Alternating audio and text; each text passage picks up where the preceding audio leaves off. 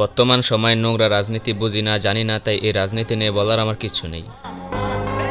তবে এই রাজনীতি করতে করতে চুলদারি পাকায় ফেলা কিছু রাজনীতিবদ্ধের বলতে চাই, নিজের দলের জন্য আর কতটা নিচে নামবেন ভাই? যে নিজের দলের নাম মসজিদের মাইকে প্রকাশ না করে একজন ইমামকে তার চাকরি থেকে বিতাড়িত হতে হয়।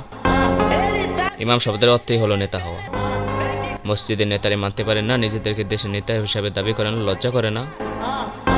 ইসলাম সম্পর্কে জ্ঞান থাকুক বা না থাকুক, কেমন যেন রাজনীতি করলেই সে মসজিদের সভাপতি হয়ে যায়, আর পুরা সপ্তাহ পাচার খায় পশ্চিম মিন ফেরে না, কিন্তু জুমার দিনে আজান দিতে 1 মিনিট লেট হলে সেই হুজুরদের পিছনে লেগে যায়। নোংরা জায়গায় টাকা ঢালতে তাদের কোনো দ্বিধাদ্বন্দ্ব লাগে না, কিন্তু মাস শেষে হুজুরে 100 টাকা বেতন দিতে তাদের পিছন ফাইটটা যায়।